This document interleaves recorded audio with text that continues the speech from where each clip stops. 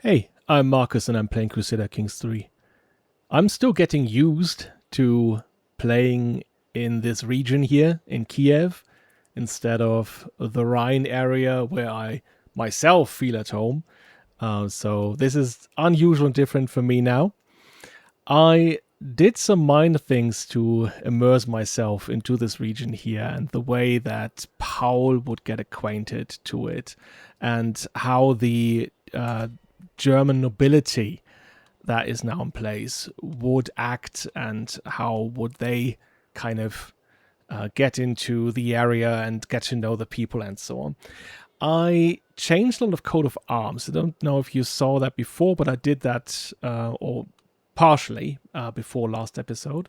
For example, Chernobyl here is more attuned to the coat of arms that, well, at least I got from Wikipedia, right? So what is that ship there, the white ship, that is in the coat of arms nowadays of the Ukrainian town of Chernobyl. Same with Shitomir here. That one is also more accustomed to the modern one. Korsun, I tried my best at. There we go. But I think it works quite well because this is the kind of bastion against the nomads to the southeast. And therefore you have the bow and arrow up there, and then you have the castle below, right? So that's exactly what they're doing there. I also changed some, the coat of arms of the Walpole family. Now, last time we did make Ademar the Graf of Zwiel, and you did see that I kind of wanted to show that this is how they would see themselves now. They changed then the name of their house from Walpole von der Neuerburg, and Neuerburg, as I said, would be like this place, this castle back in Sayn, where they would have their ancestral seat. But now they're here in Zwiehel, right? So you would see that reflected also in their coat of arms, but also in their name. And well, they are still the Walpole dynasty, right? So that is just who they are, and then they would name themselves after the place that they're currently having their ancestral seat in, or at least their current seat. I did something else too, and that one concerns Bilholod. As you do see here, okay, there's something different. Last time there was a holy order in there. And the Holy Order was Orthodox. And I figured out, okay, that cannot be. We can't be here proselytizing the region while there is still an Orthodox army basically on our doorstep. So I figured, okay, I could do this in game, obviously, but then I did see that I wanted to give this to Achwin. As we know, Achwin is from the Arnstein dynasty and also our first cousin. So he was the natural choice when it came to, okay, whom should we give this to? And now I changed his coat of arms as well. And here I picked something up that someone put in the comments last time or the episode before, where they said, hey, how about we rename these places in a Germanized way? But not really just Germanizing, but also giving them a distinct German name. And I said, yeah, okay, I get that. That would be interesting. At the same time, I want to keep the local flavor and keep those names, but kind of make them more attuned to how they would be spelled and pronounced in German. So I kind of picked a middle ground here. Bilgorod or Belgorod is this quite old fortress town. I think that dates back to the 10th century or so, where it was built as this kind of another castle to defend Kiev, really, by one of the Roleplaying kings. And the name itself just translates to the White City. Right? You are, for example, Belgrade in Serbia, the capital of Serbia. That is called the White City. So that's quite a common name in different Slavic languages. My voice gives out again. Always need to drink before I talk. So I kind of found a middle ground here and said, while I keep the name of Belgorod, I will actually call Achwin here Achwin von Weissenburg, because that was the name I did find that was actually used in German sources at the time. So there we go. And also the coat of arms is the coat of arms I found there. And I got really, like, I think I deserve a raise for this one here.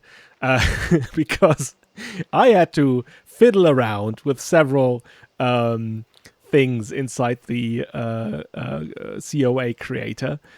Because that thing here should be a swan. I think it's actually a goose or something. And it has its legs and something. So I had to put it in the background behind that thing. I got the first wave, but then I had to put a blue rectangle beneath. And then I found these little patterns here and put it beneath, but I had to scale them to a degree and so on. It looks a bit like if you look up Belgorod nowadays, that has a coat of arms that is quite similar to that. So there we go. I thought it was quite pretty. So here we are. Freiherr Achwin von Weissenburg, or Belgorod as the locals still call it. Freiherr, because in the base game everything is a baron, but a baron is not a word that was used in German for people that owned castles. So I put in Freiherr because that is a name or title that was actually used. Okay, that being said, what else did I find out? But because before I get to anything else, I did see, and someone pointed that out in the comments as well, that the new Herzogin, the Duchess of Bohemia, Zdislava here, she is our sister-in-law. Because I think through him, right? Yeah, there we go. Her husband is Albrecht, and Albrecht is the brother of Jitka. So it's a bit not sure what the English word for this is, but you would call her like a Schwibschwägerin, because it's like, it's not a direct sister-in-law, but it's rather the sister-in-law through our brother-in-law. So yeah, that has a German name, but I don't know that there's an English expression for that. Anyways, we can't really have a alliance with her, probably because of that. So there is that, but at least we are closer to the upper nobility here, which makes it all the worth that we had this marriage. She's pregnant, by the way. 4 months pregnant now, so we will have another child. Great. Let's do some court stuff before I begin. Obviously, court positions, there's always something we can do. I thought about, how about we put in the Master of Raids here, because that one would give us a gold income while at war. I think that's a prudent thing to do now. And Leopold here is the husband of Alberade Walpole von Zwiel, the current heir. So that would make him Graf as well. So let's give him a more important position. There we go. She doesn't need to improve her skills anymore. She's good now at what she's doing, but I guess she could help us with advanced research. Then, oh yes, since we now have an illustrious artifact, as we remember last time, we got this beautiful chest made. We can now exhibit illustrious artifacts, and there we go. We get stewardship +2, court grandeur bonus +8, which helps us a lot, actually. Next, what else have I here? Oh yeah, we don't need the warhorse grooming here, because that does not count for Eberhard, who's currently leading our army. I will get back to that in a moment. Because we do see here advantage when commanding own armies. So this only works if we are actually the commander. So there is that. And yeah, we don't have a personal champion now anymore, because Achwin is now the Freiherr von Weissenburg. Question is, do we actually put someone in here? I don't think we terribly need to, so I guess we could just let it go. Speaking of the court itself, I did take a look at the court that we have and the visuals of it, and I changed it. There's this mod still, and I kind of frowned a little because there were some translations missing here. But as you do see, there are some below here. And I picked the marble throne because I think it would come at least a bit closer to what this court would actually look like. Before that, it looked way too Germanic for me. And this way, we retain this kind of notion that we are in the Greek and Orthodox sphere of architecture that I can imagine would have still been there at the time. So there we go. I did have a look at the court as well. Found some people that I found interesting, or at least thought, hey, what are they doing here? There's that guy here, Chaslav. I think that is the man that we picked up on the road where we had the beer encounter, and he wanted to be brewmaster and so on. But because the building could not be established, because there were already too many buildings in that holding, he is now just at our court. He'll probably leave at some point, and if there's nothing I can do for him, then yeah, I've just had a look around. There's really nothing I can give him that would be suitable, because we have a tutor here in Jürgen, and we definitely want to keep him.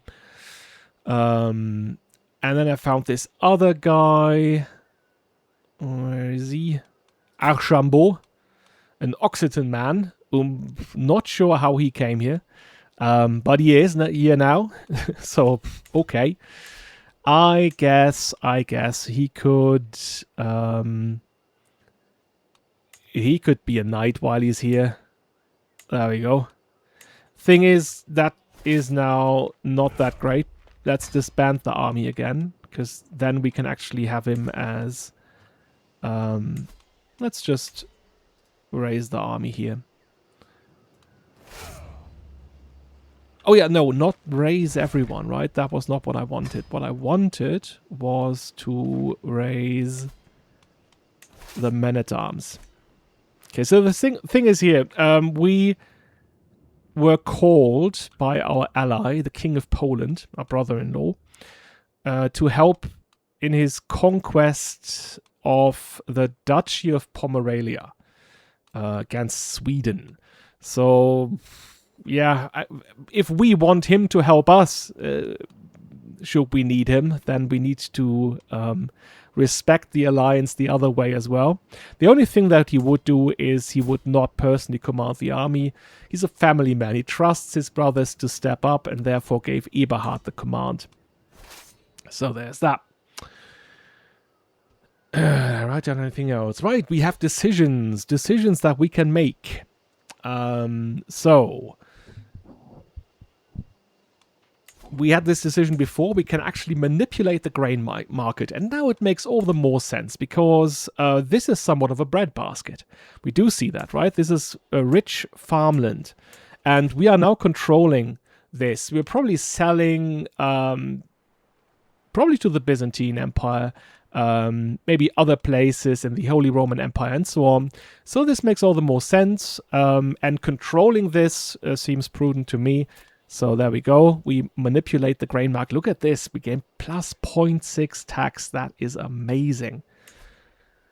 There we go. And then I did see other options down here, regional decisions, and those are from the Rice mod. They have this, or whenever there's a new update for the Rise mod, they have a new highlight for a region, and they had this highlight once for the Dnieper merchants, or Volga and Dnieper merchants. What we can do here is support the cochineal industry. And that was intriguing to me, because I was like, cochineal? What is that? And then I searched for it, and I found out, okay, that is referring to an insect, a bug, that you can harvest fluids from, I reckon, that you can make dyes from. But they are from South America. And I was like, okay, we're in 1148. That doesn't make any sense. But then I read that, in fact, there is some type of insect that we would call cochineal that is also around in the Slavic areas, so in Poland and eastward, and that there was this little industry around producing dyes that way, red dyes, right? So as in like his cloak. So some of our territories lie within the cochineal producing regions.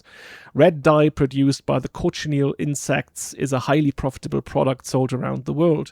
If we support this industry, merchants can continue exporting these dyes far and wide in large quantities. And there you go, historical context, Polish cochineal, Polyphora bolonica.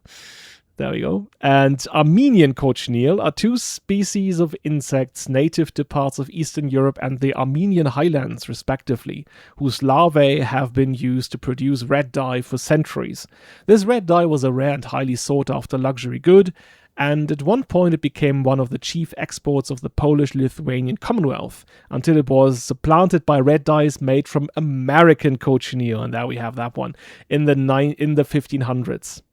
Okay, so every county you own in the cochineal producing regions, I'm not sure if that counts also for counties that are our vassals. Investments in the cochineal industry, see here, holding tax plus 4%. That's amazing. Also some development growth. I always like to take that. And that only costs us $25. So there we go. These bucks bring us much wealth. They do. There we go. Some of the territories are controlled. We already have that one. Only fool would fail to see the importance of supporting the cochineal industry, and I am doing precisely just that. By investing in cochineal plantations in these regions and encouraging merchants to buy this product and sell it elsewhere, we can help the local economy grow and bring in some good money from levying taxes on this trade as well, of course. Great stuff. Can't see it directly here, but maybe after I unpause. So let's take a look. Do we have that here? Yes, investments in the cochineal industry. There we go. And they sadly don't get it. Okay, so it's only for people, for lands that you control directly. You can also develop the Volga and Dnieper trade routes. And there's many different options here. Erect portage crosses. Marked crosses help travelers navigate these trade routes. We levy boat builders for building ships. Improving the quality of local hauling sites, promote trade goods, reinforce river forts, and encourage settlements. All of these things make sense to me. So we can pick from. I think encourage settlement is something that I like. That could kind of reflect our position here. And probably that we are seeking for settlers to come in. Well, because we have vast lands here and they're probably a bit underpopulated. So we do that, even if it is the more expensive option. And also notify when this decision becomes available. There we go. There is a very small chance that counties you own in the Volga and Dnieper trade region will convert to your culture and faith. Oh, that is great. Trade played an important role in the history of medieval Eastern Europe. The trade routes crossing the region have sometimes been known as the route from the Varangians to the Greeks, but they often involved many different peoples and regions, connecting parts of Europe with the Eurasian steppes, Byzantium, and the Middle East. A notable feature of these trade routes was the extensive use of portage, that is, the transport of boats over land during travel. Again, settlement encouraged. And again, that's sadly just you own. But there we go. We get some building construction time minus 10%, building construction cost minus 10, and again, some development growth. That's actually quite nice. It's 58 and you lose 115, so I'm not sure if that is cumulative. I guess you will see that in a moment. Because the trade routes of the Volga and Dnieper trade region pass through my territories, I would be a fool not to devote some resources to developing these routes to their fullest. Settlements are scattered throughout strategic locations on these trade routes, particularly portage sites, that is, places where boats are often carried over land. It is not uncommon for these places to be meeting grounds between different tribes and ethnicities, cultures and religions. I have directed my officials to resettle some people from elsewhere in my realm, to build new settlements along these routes, or to reinforce the population of existing settlements. This will promote growth in these places as well as spur the local economy. Okay, so it seems we just have to pay the 150. Good. Let's see. Well, maybe. Let's maybe check now. Well, cultures, there we go. Faiths, all Orthodox. No, let's see if something happens. Apparently not. Okay. Well, I think it was worth a try. When it comes to that, yeah, culture is 100% Rus currently. Catholicism is on the rise, actually, but Orthodoxy is still the main religion, at least in Kiev. You know, this is all different depending on which holding you are in, as you can see here. And some already, like Bilhorod here, already are in favor of Catholicism. So there we are. All right. I also did see that we have some artifacts here that could be repaired, like our signet ring. I would definitely like to have that one repaired. The orchid here could be questionable. Okay, do we really need to invest in that? I think it's fine. We're fine, right? Maybe the one language manual. Yeah, why not? We learn languages all the time, so that's okay then. I think we can just wait until this one yeah, kind of crumbles. Tries and crumbles. Right, okay, so we invested a lot of money. I think it's about time that we start the game. See that we get some back. Not sure how, though. Well, at least we get lots and lots of income now. That's great. Maybe, at some point, we can also think about having better condition court. Oh, I shouldn't have done that. I see now. Oh, dear. I disbanded them, and that means it will take now 270 days until... Oh, okay. Well, I tried. I can offer a hostage to King Hugues of France. Why would I do that?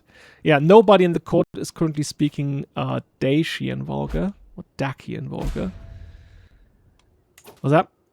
Oh, Eckhard von Berg has died. The old man, 57 he was. Our sister Adelheid, still at his court. There's Adolf the Fifth of Berg now.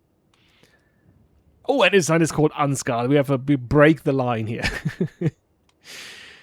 And right, he was actually a big supporter when it came to the troops that he was able to send us. I think we will have the alliance again with his son, because that one is there to help us should anyone try to come for Sayn.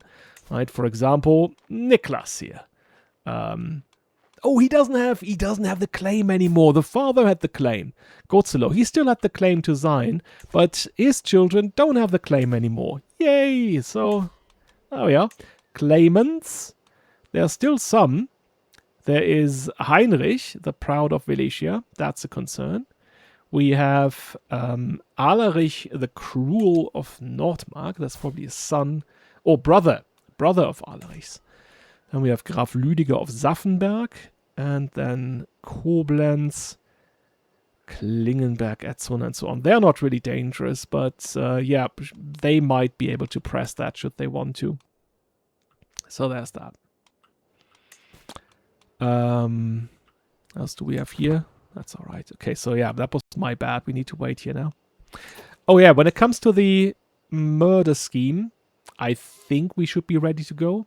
It's a 62% secrecies, right? So maybe we have found out. I think I will still do it. Just because I want to highlight that Paul isn't afraid to use violent means, right? That is not part of his whole cravenness and so on. I think he's afraid of being found out, yes. So there is that. But this was planned, and I think to a degree where he thinks this would work out for him. So we will see what happens when we do. We execute with confidence. Bachmann has been sent to death's fateful embrace, a thorn in my side no longer, thank God. The plan worked like a charm. My precious viper was waiting for Bachmann in his bed when he retired for the night, silent and ready to strike at first provocation. And then Bachmann moved. Unfortunately, someone somewhere slipped up and let my involvement in the crime be known. At least I can console myself with the fact that Bachmann is worse off than I am. Okay, so that didn't go exactly according to plan. Now people consider Paul a murderer. I think the game should be more lenient here when it comes to this. I mean, that guy was a heathen, right? We can burn heathens at the stake and no one cares. So what makes this so different? But again, he obviously did not want that stain on his reputation, but now he has to live with it. That's what it's like being a ruler. But at least we did that beforehand, so good for us.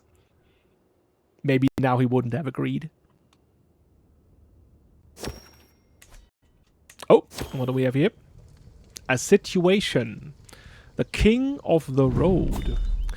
My perceptive Karen master, Ehrenfried, is a masterful organizer. Since hiring him, even the slightest sojourn seems a vision of hasty ease. He busies himself day and night, replenishing supplies and updating Kiev itineraries. For a moment, I am taken aback when he earnestly asks me, "My Großfürst, what is more valuable, your time or your health?" Oh, I could say they're equally valuable. I just want to get where I am in one piece. We must never dawdle, I have too much to do. Well, I think there's a reasonable percentage here, and why not? There you go. I guess in some instances, obviously, you would have said safety is more important. But if we can take both, why not? We can hold court, by the way. Oh, I like this view, by the way. Isn't that great? We can hold court, so let's do that. Here, petitioners, a gesture for the first in line to approach. Oh, munificent Großfürst Paul, I am Sophia, and I've traveled far to ask for your aid in righting a great injustice. The woman in front of me bows deeply before continuing with her well-rehearsed plea. Shepherdess Yeldem of Uman currently sits on the throne of Uman, but I am the true and rightful ruler of those lands. If you aid me in pressing my claim, I shall swear fealty to you and serve you loyally until the end of my days. Okay, Sophia. She is of the Rurikids, and one of the many, many, many Rurikid houses. I will look at them at some point. It's just that their dynasty is messy, and there's a lot to consider when you look in there. So, yeah, not sure. Most important for us is that we are actually descendant from the main branch of Rurikids. That is the really important thing here. She isn't. She is a Rurikid Novogrudok. But her grandfather was King Yaropolk II. Now, she has this claim. She has tons of claims. But she has a claim on Uman. Now, let me just check. Where is that? Oh, that's just to the south of us. Aha. There's a shepherdess here. But in order to get there, we would have to get through him. And I can't declare war right now because the armies are raised. Would that be interesting? To expand somewhat to the south. The only problem here is that whenever you do that, you have to make sure that you can convert the little capital thing here to feudal. And that costs frickin' 500 gold. And I'm not sure that she would be able to handle that. She doesn't have any money on her own, so we would have to do that. Otherwise, we risk having these large-scale nomad uprisings, and they are no fun to handle. I think he would say, I cannot help you right now, but please enjoy my hospitality. My lord, begins my brother Graf Konrad, looking very contrite. The last period has been really tough on my domain. Extra expenses were required on every front, and my coffers are sadly empty. It pains me to, but I resolve to appeal to your munificence for help in paying off my debts. I will not forget your generosity in my time of need. Oh, your debts. Problem is he doesn't get any money. the general problem that my brothers have, or that Paul's brothers have, is that they have not been dealing well with local uprisings, as we do see here. It's very low control, and that is due to increased autonomy. So he did have this peasant uprising that he was confronted with, and rather than saying, okay, I will do this by the sword, he said, okay, I give in, you get what you want. So popular opinion is now plus 50, but control growth is minus 50%. So this is at a snail's pace and is now at 7 control. He is better off, at least currently. I don't know if he has an uprising ahead. There is no indicator here that that has happened. He also is okay, but I think Zviahel deserting Navigator. Yeah, that's fine as well. Chernobyl, right? That's the one where we also had increased autonomy happening. So, yeah, okay, I get it. You guys don't have the best of times. I got a weak hook. Okay, gains administration. Dankolf, help him. He gains some seneschal support as well. I gained 10 court grandeur. That's 115 gold. That puts me in a bad spot.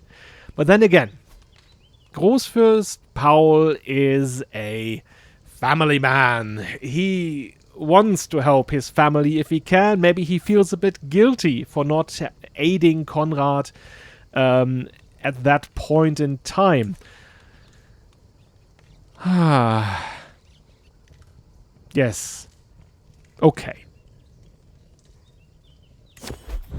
We will see to it that his small realm of Korsun is better administrated. My sister, Maria, approaches me with a spring in her step.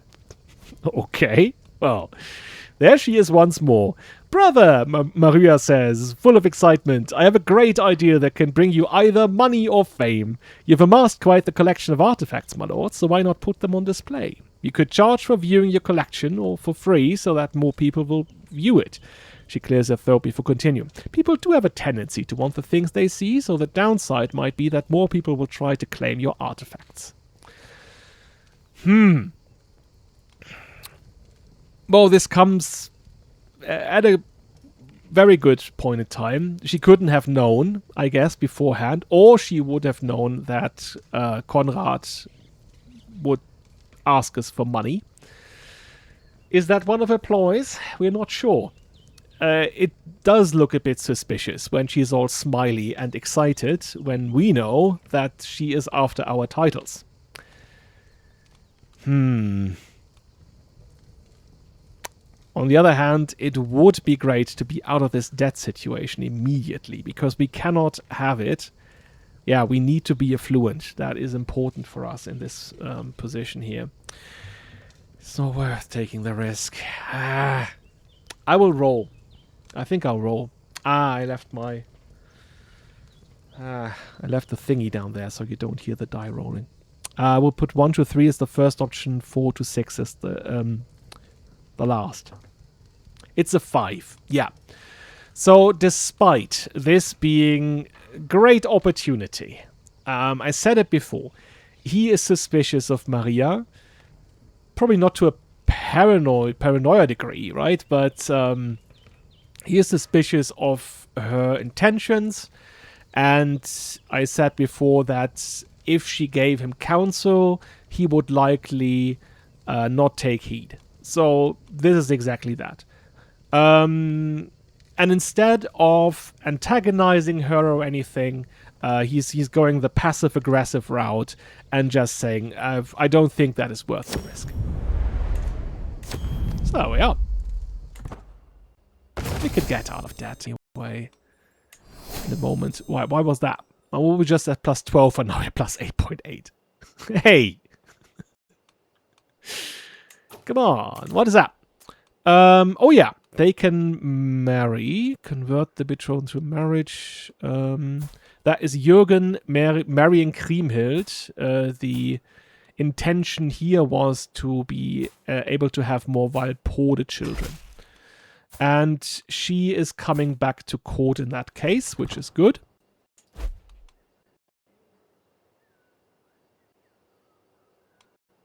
I can change Konrad's contract. I think, even though, again, that gives me less tax, but that's totally fine, I would like to give him the Castellan contract. So he is a Burggraf. That makes sense for Korsun, because that is actually a castle that was built as a fortress against the nomads to the south. Yeah. Do we change anything else in here then? Because we still have the hook. But I don't think I want to do anything against him, really. So, yeah. Let's just change it that way. They're still going 230 days. Damn it. Come on. We can speed it up. Let's speed things up. Oh, and whom do we have here? There is Queen Mother Yaroslava. We remember her. Very important person. She killed another Urukid in duel. One of her cousins. She is Urukid herself, but reintegrated into the main branch by marrying her former husband, King Matfai. And therefore, King Vyacheslav is her son. There is never a quiet moment. My son and heir Siegfried is so full of questions. I do my best to encourage his curiosity, but sometimes I cannot help but get exhausted by the constant stream of thoughts and queries. When a father and a mother love you... He's not asking about these things. He's 3 years old. Come on. That would be a bit weird. Oh, and Magnus has come of age. There he is. Are we able to... There's a 67% chance. Do we try to make it up to him first? Should we befriend him? Making this transition easier for him, because he doesn't want Magnus to feel left out, probably. Like, all of his brothers have these titles, and he is the one now promised to the church. But, yeah, I think that's how I will handle it. He will, instead of just going there and saying, you are going to the church, we will go, hey, I have to talk to you. There's something important I need to tell you. And he will, over the next few months, try to make this transition as smooth as possible for Magnus.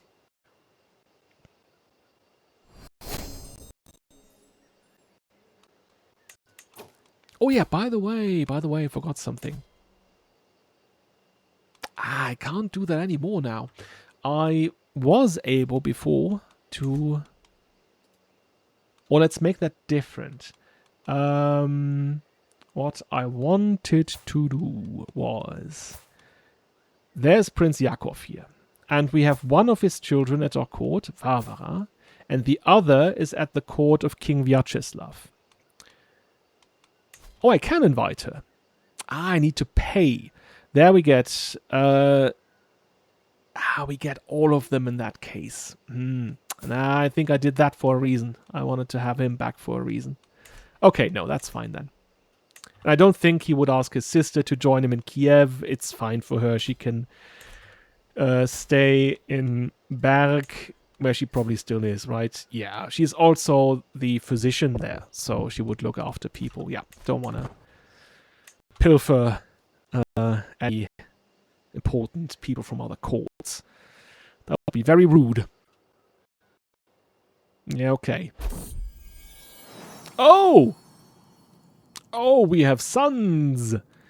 Jitka, you have been so brave and so strong. Words cannot describe my love for you, and now we have two perfect little boys. Etzo is fine. And Adalgord. Do we have a name that's more befitting? Heinrich. Heinrich does make sense. We've established before that Etzo could also be short for Heinrich, but we figured out that Etzo would have been short for Ehrenfried. So that's fine. We have Ehrenfried, Etzo, and Heinrich. Makes sense when we... sorry. We're still in that window here. I can't use the A key. Just shave. Heinrich, that could still be a reference to Heinrich the Proud here, because that was our mentor in many different ways, right? Yep. Now we have 3 sons, and it is becoming clearer that upon the next generation, there will be someone else sitting on the throne of Sayn, at least. And that will be fine. Might even be that we would offer that person then to be quote-unquote independent, but obviously part of the realm, but yeah.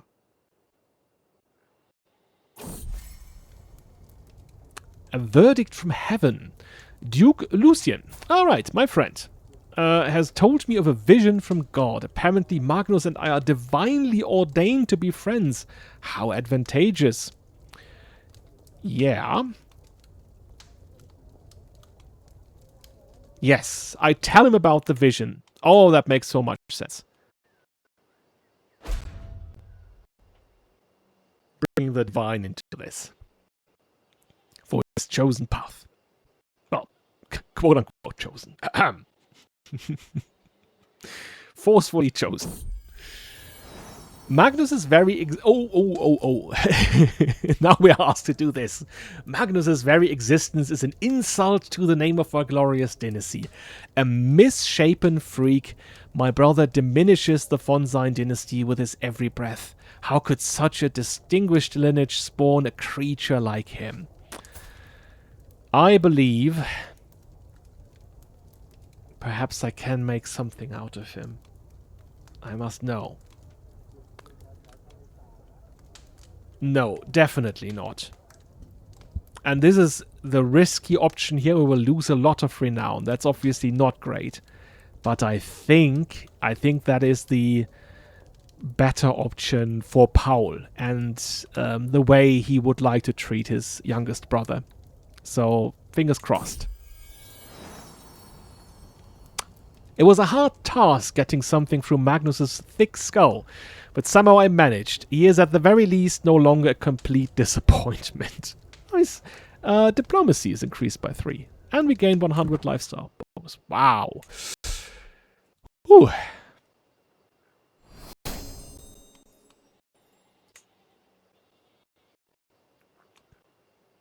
70 days. We're getting there.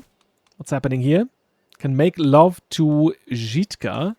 Seemed to me that trouble conceiving. This character experienced complications after childbirth, which have severely impacted her ability to conceive. If she manages to give birth during this period, the symptoms may worsen. No, I think in that case he would not force that upon her. So no, he's not doing that for now.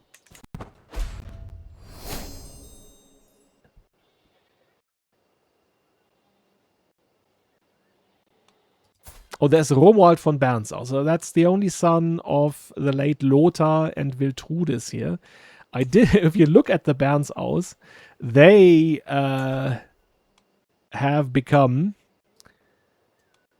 there you go, quite the family. Ehrenfried here and his wife Bava.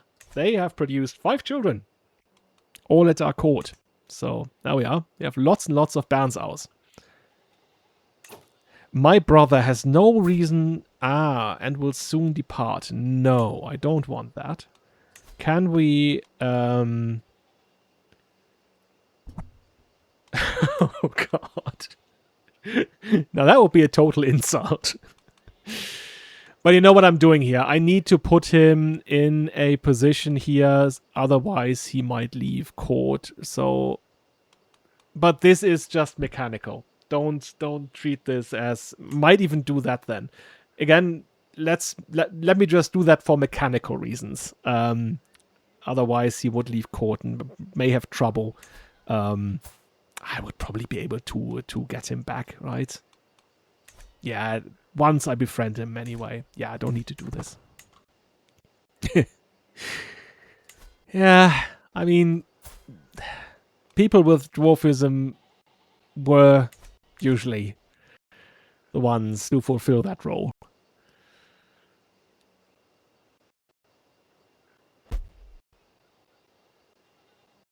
And in that role, they could even be prosperous.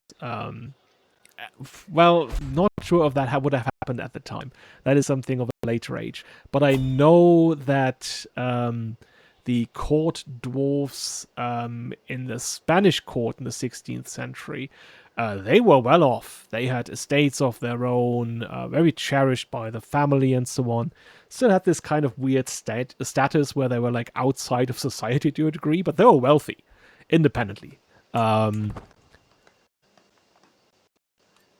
So there's that. We can again try to petition the Kaiser. Well, he's ailing. So he's not likely to leave, but he's likely to die. So there is that. Do we try one more time? Because I mean, obviously, it would be helpful if he were to help us sponsor priests, helping in converting counties. That would be great. So let me just check. Okay, so what happens? Okay, so that is not great, using that route. But then traveling through here apparently is also bad. 13% danger. Well, I reckon we can put in mercenaries, and that makes things easier. How about we go up here? Go up here. No, that looks very bad. So it seems we have to go through here. But there's also forest in here. So maybe we take a forest guide. Oh, look at that. That seems doable. That seems very much doable. So we get from here to there. Didn't I say last time that he would also maybe check on the little vistas here? That 18% is fine. I think we can. When he would be there, I think his curiosity might overcome his fear. Okay, I think we will try it. He will try it once more. Oh yeah.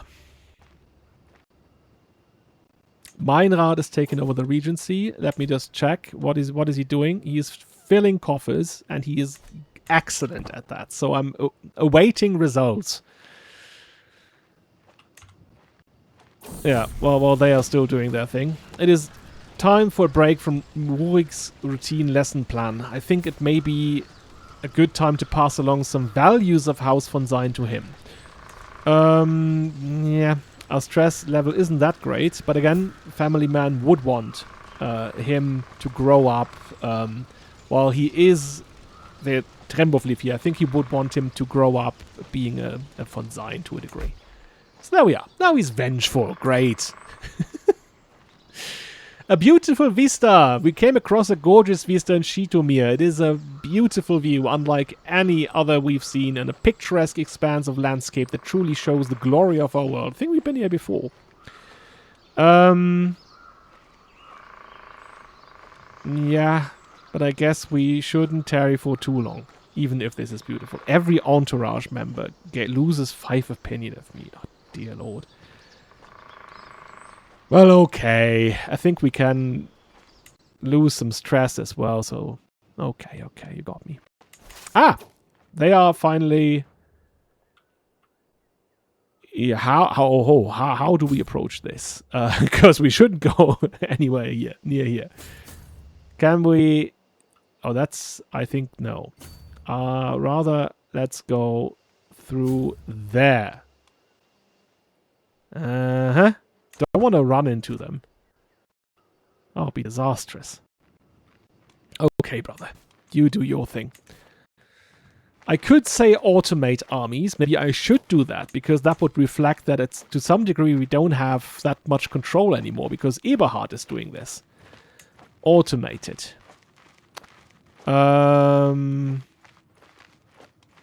Hiring. Automated. Assign commanders. Automated. But where is the option? Ah, yeah. Are raised and fight the enemy on their own and assign their own commanders.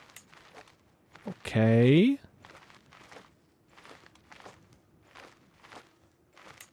But I will still do that. Yes. Are we now... Ah. Much to my delight, one of Magnus's... Oh! Huh? What happened to him? No, he already is. Why can't I read? What?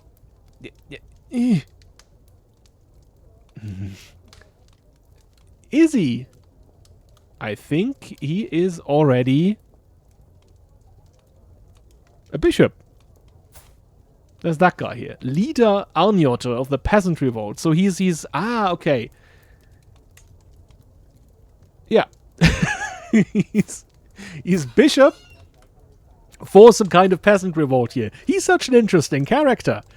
There we have that guy here, Arnjotter. So he left, but he... Okay. Well, that's good for him then. We cannot have him back because he's now too far away.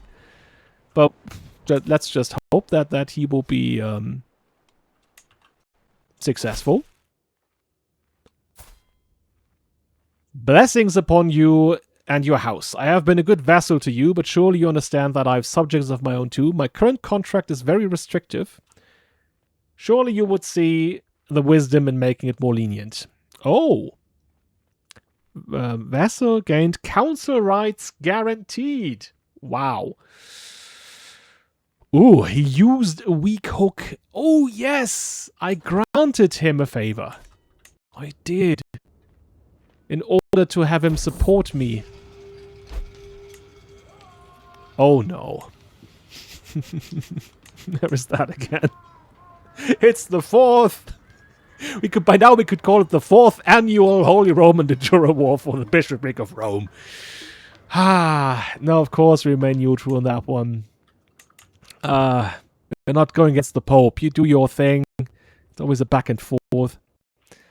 Someone who had commented on that before and found out that it was Cultures Expanded who does this.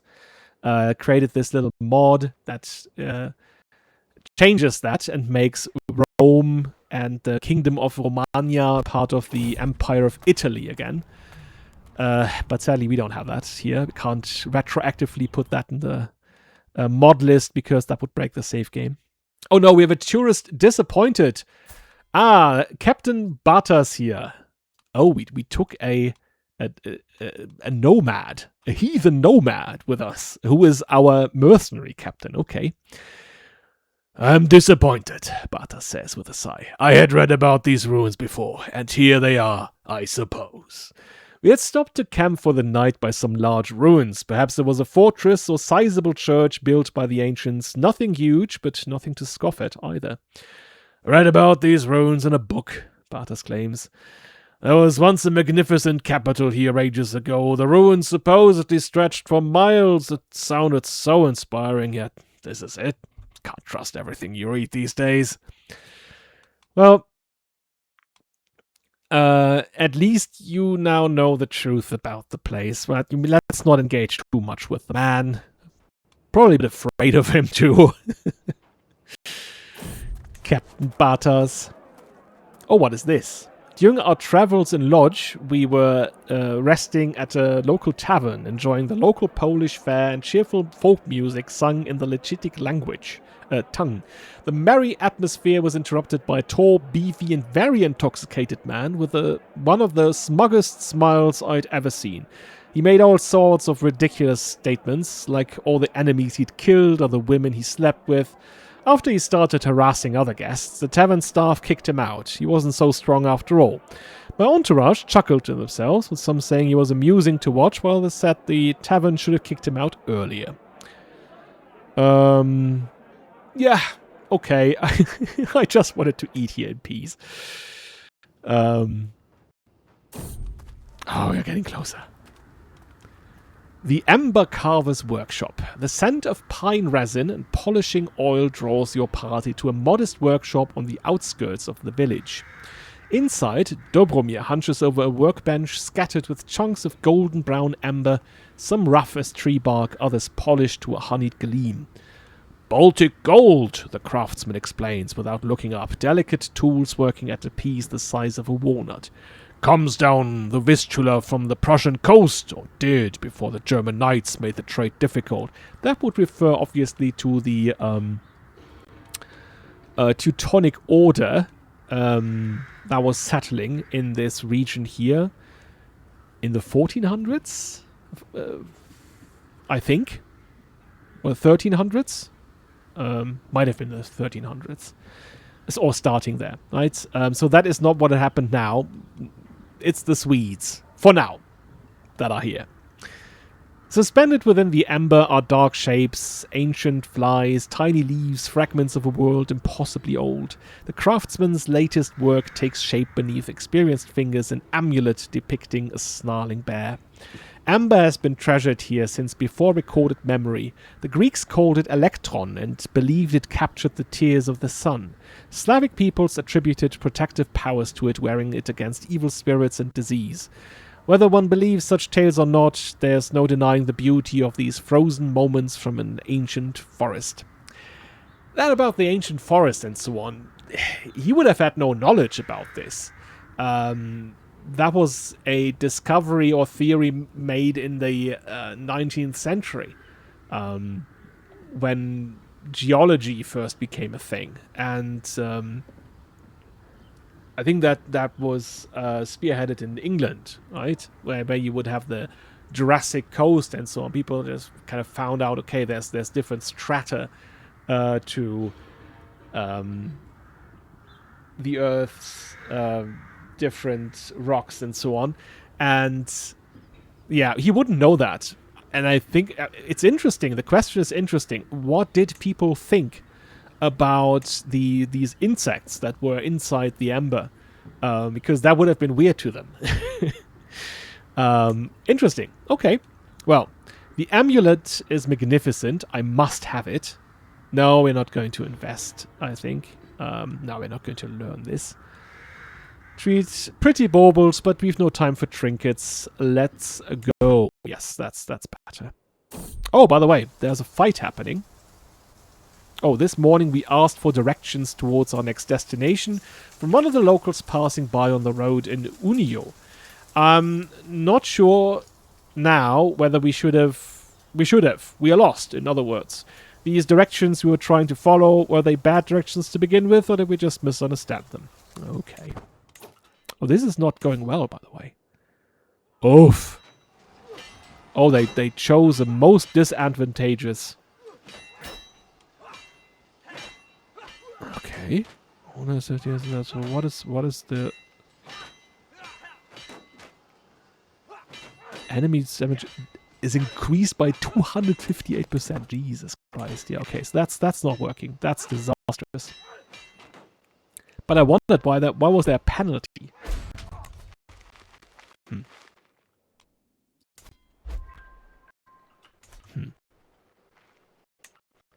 Okay, so there's a problem here.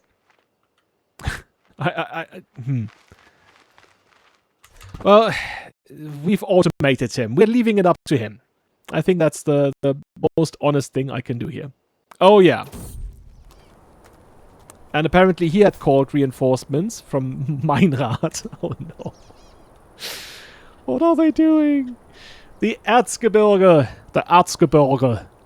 The Ore Mountains have always been a harsh land of dark forests and bitter winters, but the valleys now teem with activity of a different sort.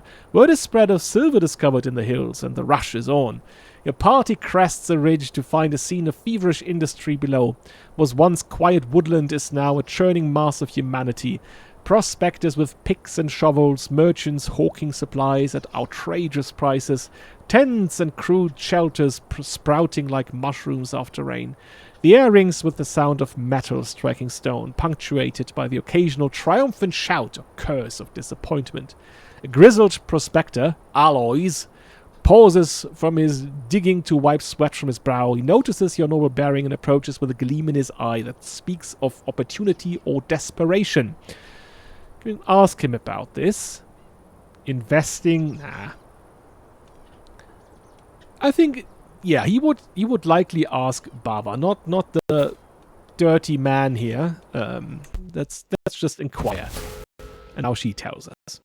Good. I like that better. Oh dear Lord, what are they doing? Oh, yeah, we'll just see. When we woke the cave we found while traveling was comfortably large, good for camping overnight. When we woke the next morning, however, Christopher was missing. Who is Christopher? Is that the forest man? Okay, yeah, the guy, the forest guide. Though his belongings were still there at our camp, we worriedly searched the area, wondering if he had gotten lost on a morning stroll or while bathing in a nearby stream. To our relief, Christopher showed up about an hour later from deep inside the caverns to our surprise. Sorry about that, he apologized, taking a seat on the ground by the ashes of the campfire to catch his breath. When I woke up at dawn, I saw a small figure deeper inside the cave, had the brightest eyes. I called out to them, but they ran away, so I followed them into the cave. There was no one there to begin with. Maybe my sleep-deprived mind mistook my shadow for a person. I swear the eyes seemed real, though. Is that a Tolkien reference? When we're sleep-deprived, we do see strange things. A trick by Satan, we must be careful. That was clearly something. Let's leave this place soon. Yeah. That's a Powell thing.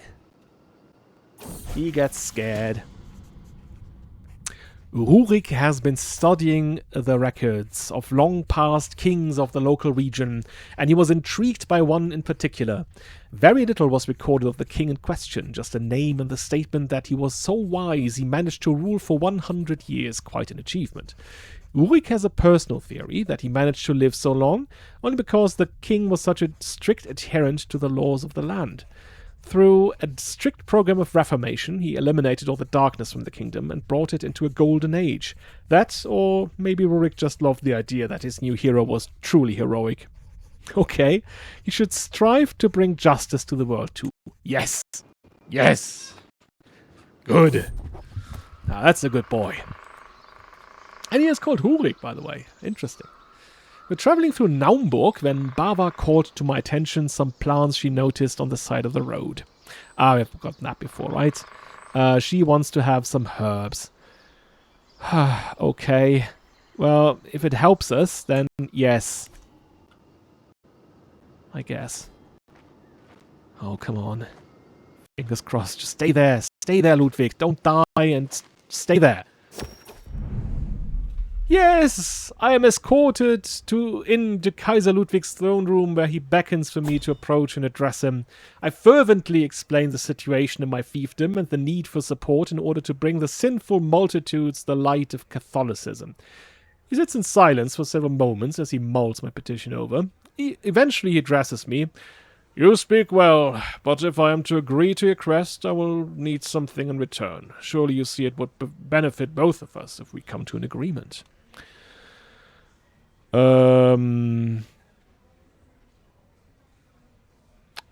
Gets a weak hook on me. That should be fine, though. We have sponsored proselytizers. Okay. Convert faith will progress faster in counties with this modifier. All of... Again, does that just count the ones... Because that would be ridiculous. Why wouldn't it count for my whole duchy? Or I could try to convince him otherwise. I think he would just take it. The hook is fine. He cannot change our vassal contract anymore because we've already done that. So, okay. Okay, we came here to do this, and I'm not going home with failure. So now, let's visit Hildesheim. Nice.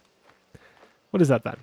This basilica was constructed to show the might and prestige of its Roman king, with a painted wooden ceiling and round arches giving it a grandiose imperial appearance. Laborers and masters from the Rhine and Italy participated in its construction, and it holds a set of doors in a massive column, both worked in bronze and carefully decorated with reliefs. Wow.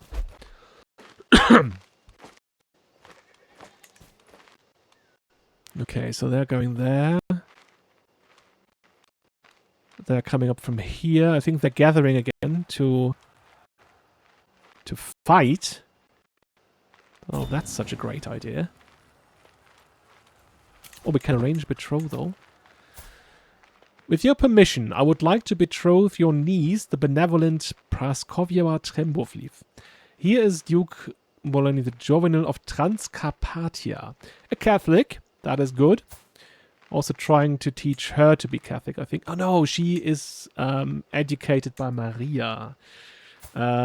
He is not that strong. But at the same time, we would want... But we're torn. I think he's very torn when it comes to this. He does not want to give Praskovia here the means to challenge him. Right? She is educated by her mother Maria. Maybe she's getting these ideas from her as well. So there is that. At the same time, might assess that Duke Boloevini here is not a person that would antagonize us. Has little means of his own. Okay. And at the same time, and that's the other side now. Obviously, we want a good marriage for her. Obviously, we want her to be in a station where she is looked after, where she is able to have a lifestyle that befits her, and so on. So, okay. I accept. Very reasonable proposal. So, we're getting back. Entering Poland in a moment.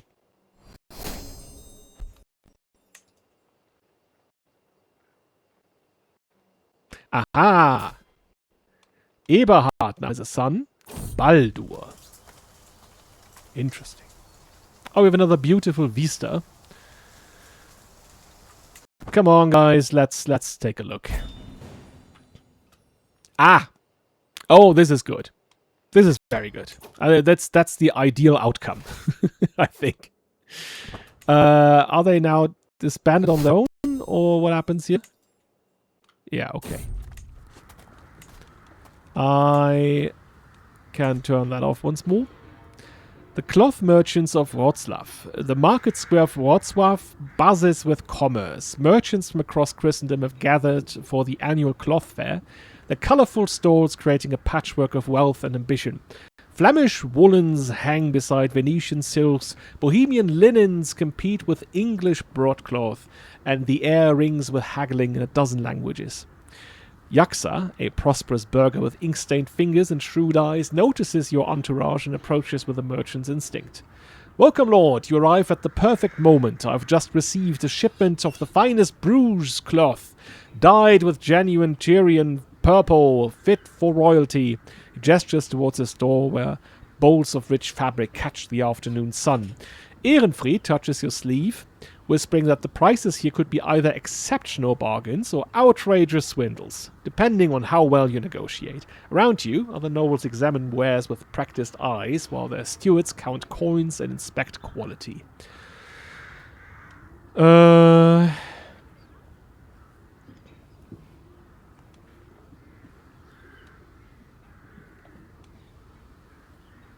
I think he would like to do this. He observes the market. You spent an hour watching the ebb and flow of trade, noting which merchants attract the most custom, which goods move quickly. By the time you're ready to buy, you understand the market's rhythms and know exactly which stall offers the best value. We don't get anything, but at least we scouted that. So we can imagine that we bought a fine new cloak. Maybe one that's a bit better than the one that we have here. Maybe one that's purple. Or the Path of Rivalry. Traveling through the rugged terrain of Grabo, a challenge arises as the grassland becomes a labyrinth of tall grass. Okay, so it's Ehrenfried against the Christopher dude. I mean, obviously, we would want Ehrenfried if we didn't have other options here. But no, we need to work together here because that's for our safety. That's the most important thing. We need the forest guide for that. Oh no! And now we have dead horses. On the road in Wodge, right? That would be Wodge then, not Lodge. Wodge. We came across the decaying carcasses of several horses. It appears they passed away some days ago. Oh, it's not our horses, okay. Travel is always a dangerous affair for humans, but especially so for horses. When there are long marches through perilous terrain and weather, oh, tell me about it. A wise, experienced traveler will always have some spare horses, for instance. Judging by the horses' corpses, they passed away from exhaustion or malnutrition. Did their owners miscalculate how much food they needed for the horses, or how much strain the horses would be under? Or did some kind of trouble before these travelers causing the horses to die?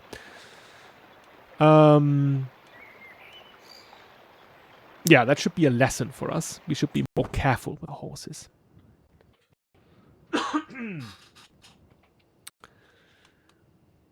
Oh, we're almost back. Yeah, by the way, sponsored proselytizers. Yeah, again, we only get that in our own county. At least it only takes 4 years now for that to be completed. Oh, we have a perk. Yes, we go further down that line then. Rescue house members' castle's belly. Oh. And we are able to use the unifies the house castle belly. Okay, castle's belly, okay.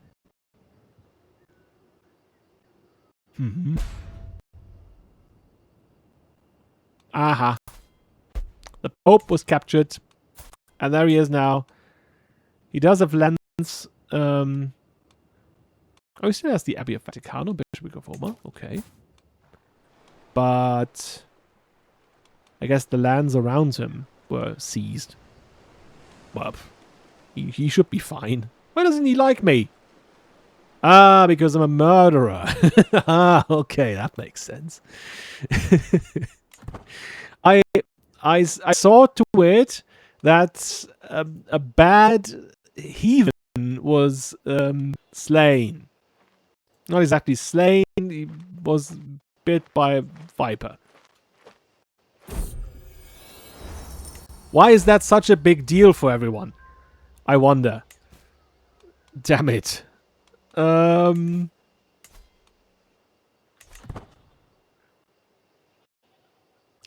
everyone here? Has she recuperated? No. I will have that until 11:52. Ah, I remember something. I did see that we have East Slavonic as court language currently, and that should not be the case. And I've been in this thing here before, and I was like, okay, how do I change this then? There's no drop down here or anything.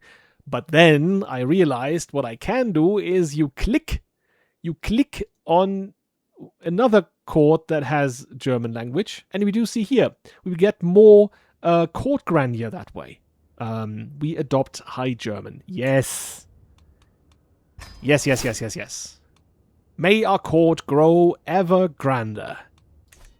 Ah, good. So, maybe we can boost this to more than 5.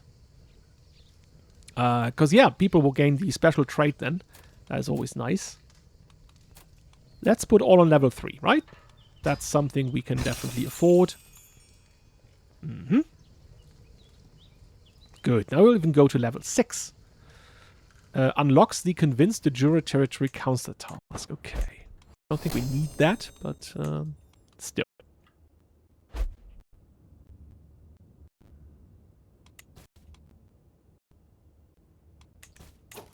Still nobody speaking Dacian. What else will be put in here?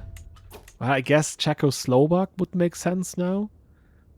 Greek might even make sense. Let's put Czechoslovak in here.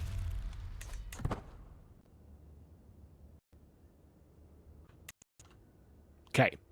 So what do we do? What is it that we are doing? At some point, I would like to have the Majesty tour. But all of this is costing money, right? And that's the problem. Never have money, apparently. Oh, my son. That was his first words, apparently. So, yeah. Again, I will take this as this was an event that happened like 3 years ago. And that was Siegfried's first words, and his first words were, Papa. Oh, how delightful.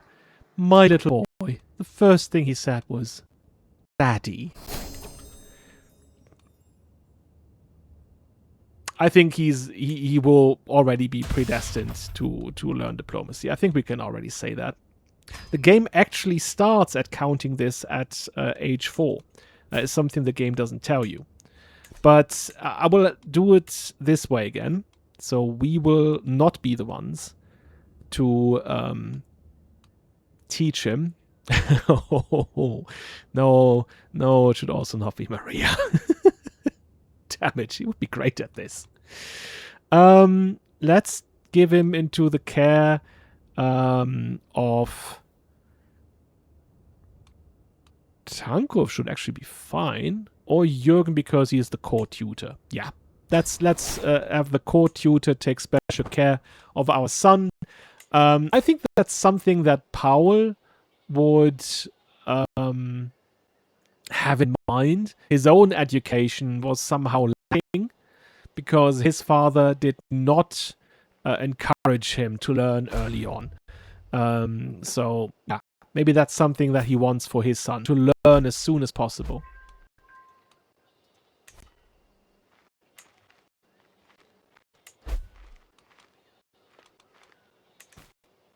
But again, yeah, I will not do that myself because at the end of the day, I don't want him to be a carbon copy of him.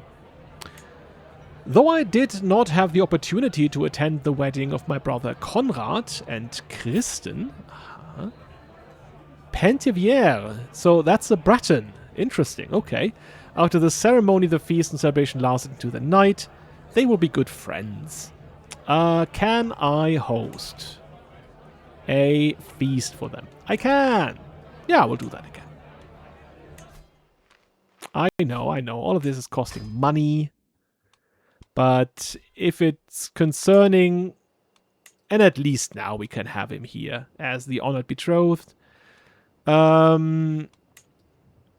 We invite people from around the globe.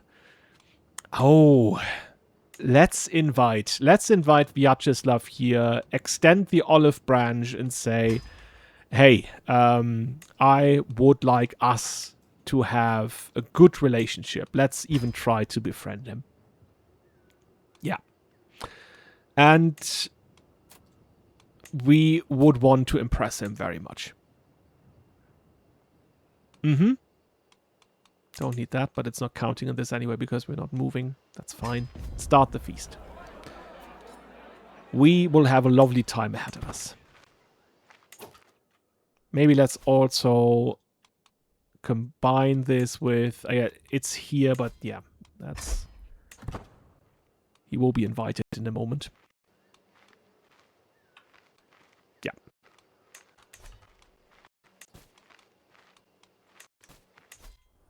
How many are coming?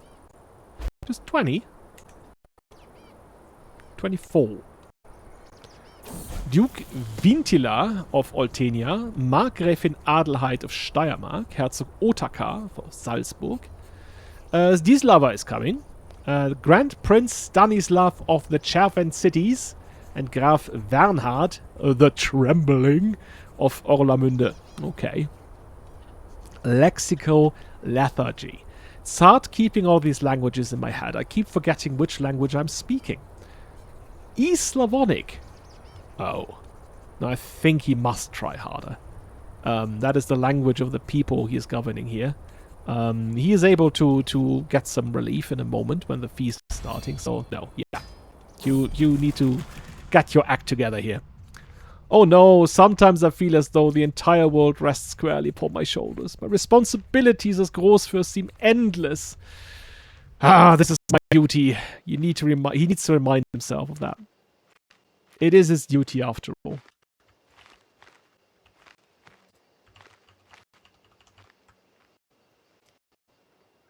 Can't just shy away.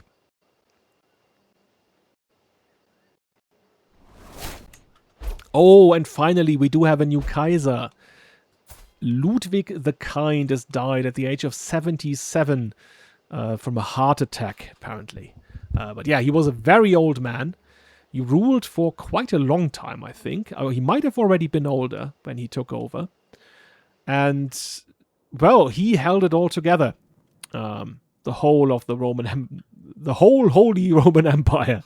And it's even expanding, reaching into Iberia, North Africa, and England, and even Ireland. Wow. It's becoming the holiest and grandest of Roman empires. And let's see, whom have they chosen? And the nobles of the realm have taken a similar route with his successor. Bartholomew here is forgiving and compassionate, a generous man, also of whole of body, by the way. But apparently also capable commander, not reflecting in his marshal, but he does have commander traits, interestingly. So, yeah, he will be the new Kaiser, and he will probably follow a similar route. So they opted for continuation. Which also means that at some point he is going to have a coronation. I hope it doesn't overlap with our feast. It might. He doesn't have that much money, but he gets lots and lots of gold now. Jesus Christ. Oh, years ago, a rival Großfürst insulted me publicly. They mocked my lineage and competence. I smiled through clenched teeth, but the humiliation burned itself into my memory. Now fate has delivered him into my hands. His lands are weak, his coffers depleted, a well-timed accusation, a quiet accident. There are so many ways to finally balance the scales. My advisor counsel restraint. It was years ago, they say. Let it go. But I remember every mocking smile. Why should I let this go when vengeance is within my grasp? Yeah. Both things do make sense to me. He did something underhanded recently. He's now brandished a murderer. He does not like that. He would not like to be seen that way. He does not want to be seen as this, vengeful person. I will roll for this one. It is a 4. So he's saying perhaps it is actually time to let go.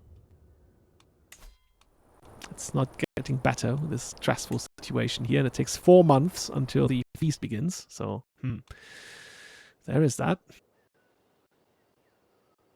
At the end of the day, I just hope that he will lose a lot of stress at the feast.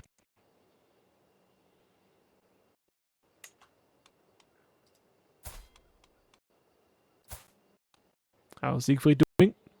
He's 5 now. Little Wirtschaft lover. There's our sons Etzo and Heinrich.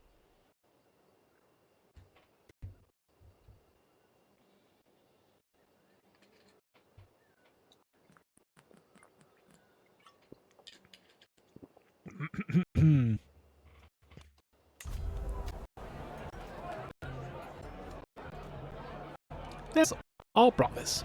And Kuno von Isenburg. By the way, he's 31 now. Do we have a good marriage for him? And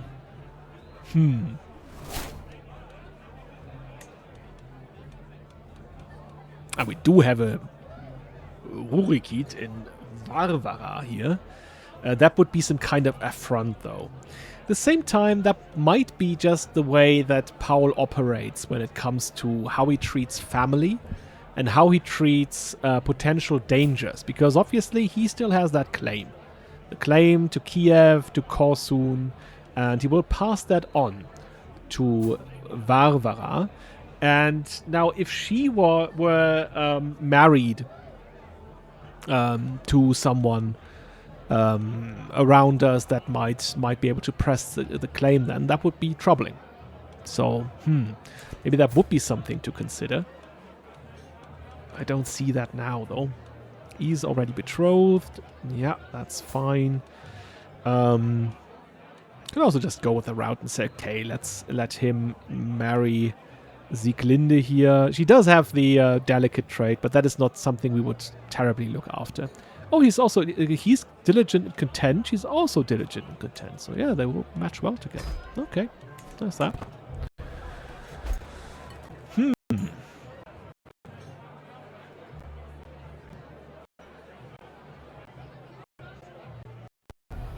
So, Vyacheslav.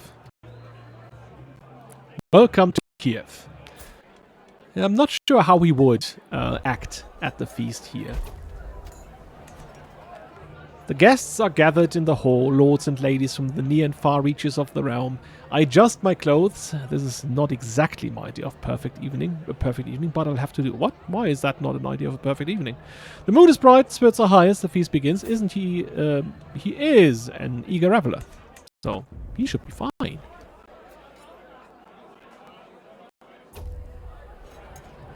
Eating was well underway and drinking a little too far along when Bożena decided it was time for some horse riding. Oh. Princess Bożena of Poland, that is our niece. So, okay, let her do that. Stable hands, save those people from themselves. At least it is a lively feast. With absolutely no control over my animals, there was swearing, laughter, and broken bones as men and women fell from horses, ambling around the hall. Okay. Okay. Aha, there we have it. It's the wine event. Of course, we have our secret stores, and we will fight the thirst. My guests are all in good moods. This feast has brought us closer, and you'll be able to look back and chuckle at the escapades of Bożena and her drunken band of merrymakers for years to come. Oh, at least we like that. Now see, you can laugh about fools. As plate after plate of food is brought into the hall, an unmistakable smell reaches me, and I smile. That my circumspect fellow vassal Duke Vintila is sensitive to lemon is something I sadly forgot to tell the cook. Oh, why did you do that? I bid you all welcome, and I pray you will find the food to your liking. Okay, okay, apparently we do not like him. He has a bad opinion of us, probably likewise. Is that something petty that he would do? Maybe because he just, he had this event where he didn't go after the vengeful thing. And maybe that's still gnawing at him inside. So maybe that's his little microaggression here. To go after Duke Vintila and be like, nyah. Well, it's not that much of a microaggression, I guess. It's full-blown aggression. But at least, yeah, okay. Yeah, okay. Okay. Yeah. He's deserving it. Bad reaction to food. Lemons. Apparently you can have allergies there.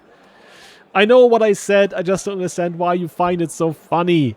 Jutta cocks her head to the side while I withhold my chortle. I haven't told her that what she said could be interpreted as something lewd. I'm having a hard time understanding this dialect, and I heard you are a cunning linguist. Is Colonel Angus around there as well? Is Colonel Angus?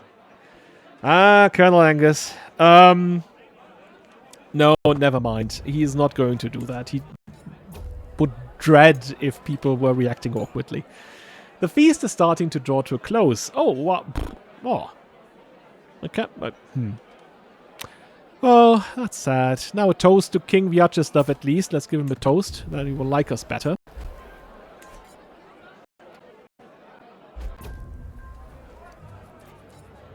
Few candles survive after most of the guests have left. I see servants bring gifts to my honored guest, Konrad, and his spouse. I walk to them smiling. What a pleasure it was to have you with us, and may St. Joseph bring good tidings upon you both. Finishing our exchange, I turn away. Soon, word of how I celebrated Konrad and Kristen will spread to every corner of the realm, and every noble will know how well the couple was honored by this feast. With everyone headed home with bellies full of exotic delicacies, I am proud to say that the feast was a success. Nevertheless, I'm still grateful that the endeavor is over. All right. Yeah, we gained some legitimacy. We do gain stress relief there. That's good. And we get great banquet for Kiev. Development growth plus 20%. Good stuff. Right. Everyone's on their way.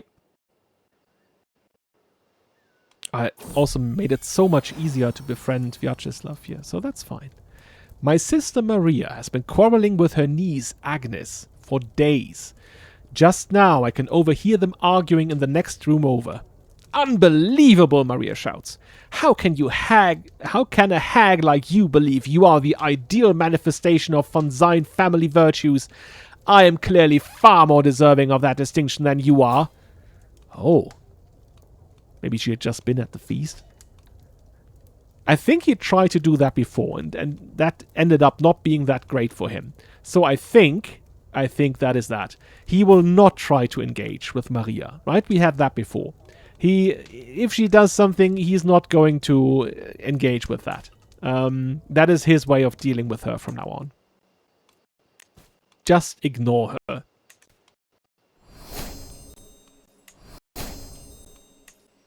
As best as he can.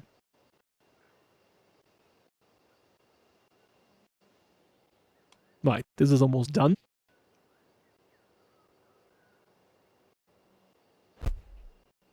How's everyone else doing, by the way? Ademar is still around, poor health, and now with fragile bones.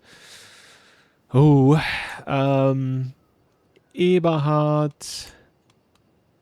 Meinrad also has 2 sons. Another Meinrad here.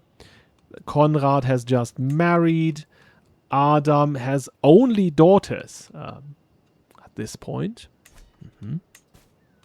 Oh well.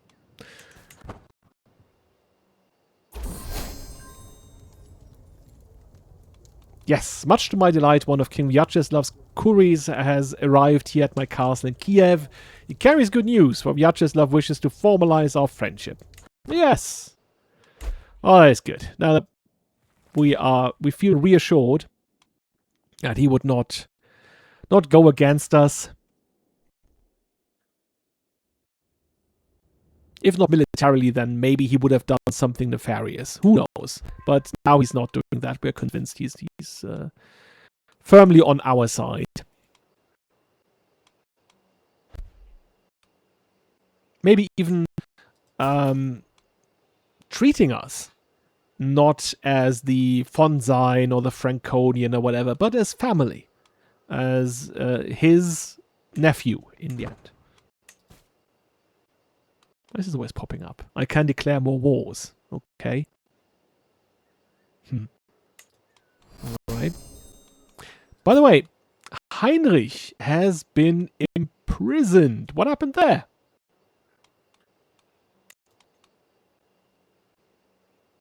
Let's see how this is going for him. Can actually pin him. Oh, Tankulf von Rennenberg. The older Tankulf is now dead. He was 63 years old, so that's fine. Tankulf taken over. He does have daughters so far. And what happened to Heike now? Well, yeah. She's widowed now. So she cannot remarry. Or at least for now. Takes about 3 years or so.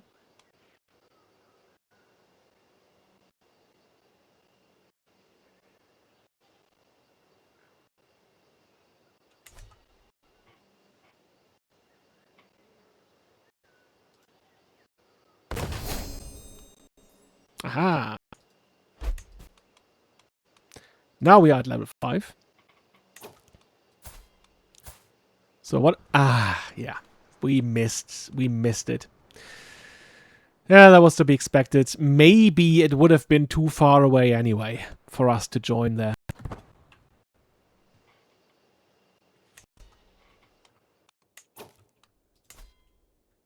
Oh, but he is there. Lucian is there.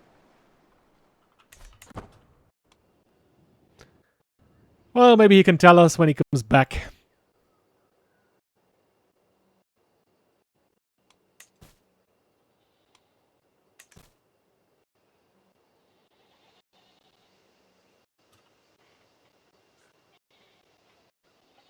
All right. Is there anything else that we need to do? A pressing matter.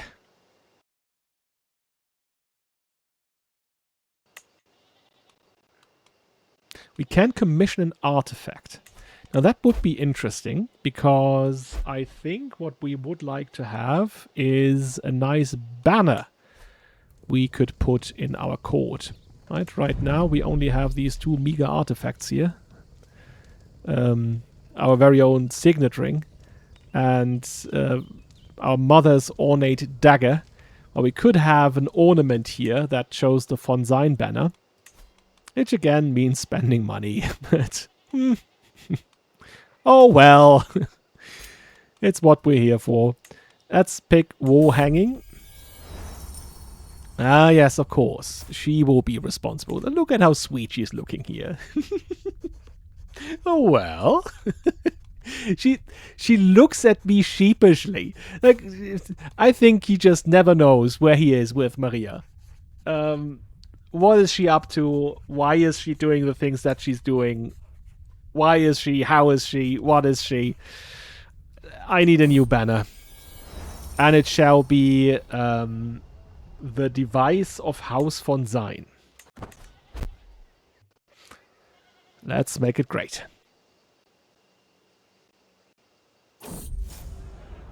Oh, tensions were running high at the busy family feast this evening. Everyone was shouting. Cousin Achwin's young daughter Luitgard was a holy terror, running around the hall with boundless energy and shouting until her voice became hoarse. Worst of all, you could hear Eberhard arguing with Adam from across the hall. I watched as Eberhard grew more and more furious, until finally my brother drew a dagger and attacked his brother. Everyone stopped and stared in shock as blood dripped onto the floor. It was clear their rivalry had gotten out of hand.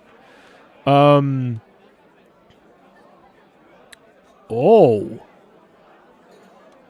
Well, apparently, if we do nothing here, then there is a chance that Eberhard would actually kill Adam, or they would terribly wound each other.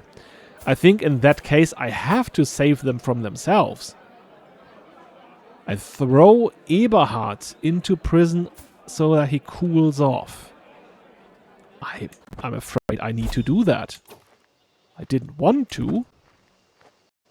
And I will certainly let him go, because that is just temporary now. And his poor wife gets drunk over this. Eberhard, what did you do? You shouldn't quarrel with your own brother. Don't do that. You shouldn't do that. This is something we can do.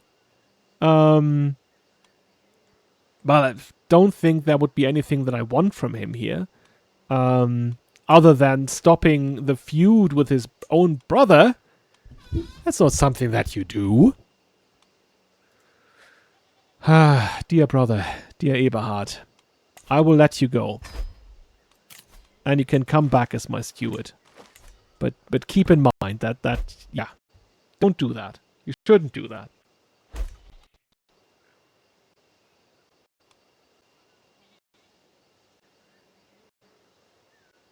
Who are they? More people. Okay. My wife came to me today with a request. I wish to visit Eliška. Eliška? In Brno? What for? Do you truly need a reason to visit my sister? She said, a little annoyed by my question. I won't be gone from Kiev more than a few months. 6 at most, if that's your concern. It wasn't. Though I did wonder why Jitka wants to go by herself and didn't ask me to come. Such a trip could potentially be quite dangerous after all. Yes, that would be very dangerous. What's that supposed to mean? Is that a meme or something? Of course you may go. Or we tell her that she needs to stay at home because that is too dangerous. We've traveled there before and it was very dangerous. Let's roll a die for this one. I rolled a 5, so we tell her that no, this is way too dangerous. I understand that you would like to visit your sister, but have her come here. Maybe that's something we could do. Can we? We can't invite her to court, sadly. Nah, we can't. Okay. But yeah. So there's the first time that they actually butted heads. she wanted to visit her sister, and he, obviously there was nothing against her, he was just terribly afraid that something would happen to her. Ah, Heinrich abdicated. And now his sons have taken over. We have Herzog Drogo of West Franconia and Heinrich II of Wallachia. Okay. Well, there's that.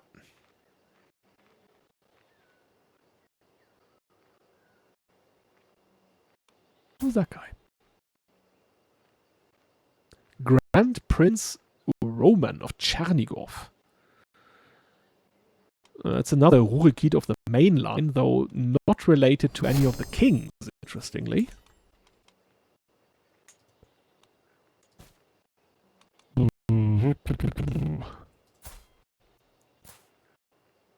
He is sorry. He is sorry that he had to say no to his wife. He understands that that was something that she wanted to do. But oh well.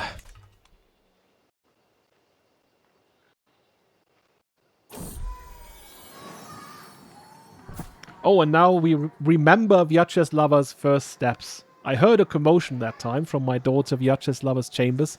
Hastening inside, I saw the wet nurse, Adelinde, as she was playing with Vyacheslava. My lord, perfect timing. Vyacheslava just took her first step, she shouts excitedly. Holding my girl's hands, she tries to walk her around the room. Oh.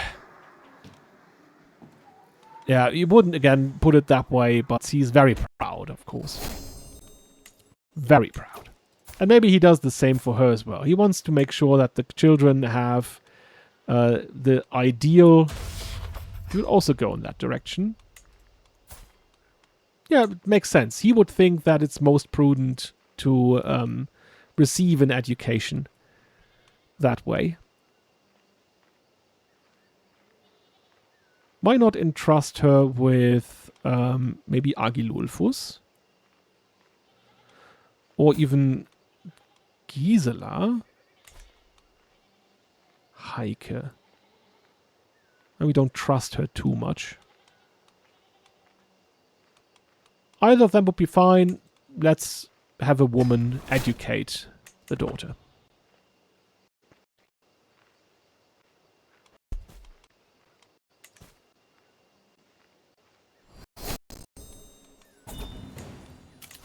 Aha. I propose a betrothal between my brother Athelhard von Luxembourg and your cousin Varvara Ruikit. There we have her, Varvara. He is going to inherit Luxembourg. Oh, and this is good, I think. Because, again, she would be gone. She would be married to someone suitable. And they would have great little kids. He's quick and handsome and so on. At the same time, she will be far away and not able to get close to us when she gets her claims. So, okay. Yes.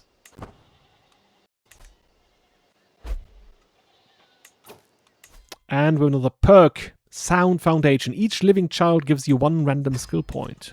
Whoa. There we are. Look at him. 24 diplomacy. And betrothed can marry. Agilulfus can finally marry Wilhelmina. Right. They're both deceitful. Let's see how that works for them. And he's vacant. So they should have kids. Probably. Jürgen came to me today in his capacity as my tutor, this time accompanied by a man with a decidedly scholarly demeanor. Right. We are asking for a East Slavonic speaker, but I think we have enough at our court. I don't think we need another. Yeah. No, it's fine. We don't need them.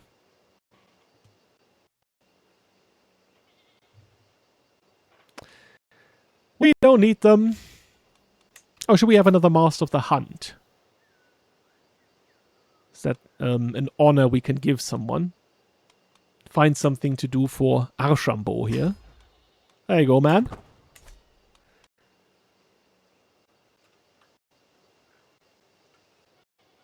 We offer you a position.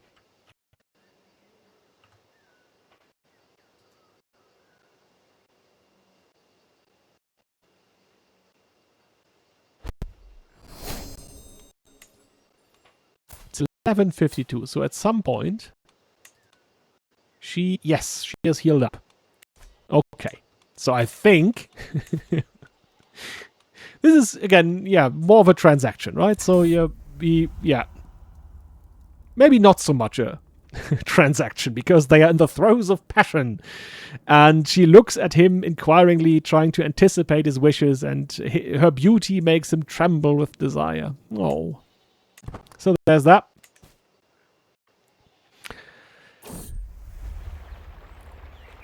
Ah. All right. It has been a good while since I saw my old heartthrob Tankulf. Then I see him enter my court, looking as resplendent as ever, a vision of heaven if ever there was one. I feel my heart begin to race, and my palms sweat, just as they did when I was but a boy. It's hard to believe that he is the same boy I would fawn over in my youth, and harder still to believe that my feelings are unchanged. Perhaps I ought to finally make my feelings known. Oh, Tankulf. Yeah. It's interesting that it took a while for him to get to this point, but it does make sense to me. Again, there is no such thing as sexuality as an identity in the Middle Ages and at that time. He would just feel this attraction to, in his case, men again as well as women. And now he is at a point where we don't know why that is. Maybe it's because his father had died recently. Maybe they became a bit closer again because of that. Okay. So both of these things could happen here. I will again leave it up to the die how he would react to this, or how he would act here. Let's see. It is a 4. At the end of the day, yes, he says he must set aside these thoughts. Obviously, that would be frowned upon, and people already consider him a murderer. It would be disastrous if they would consider him a sodomite, because that would be what people called homosexual acts at the time. So yeah, okay. So he's again, his fearful, his anxious nature is taking over. He's not going to pursue maybe what would have led to a bit of happiness for him when it comes to romance.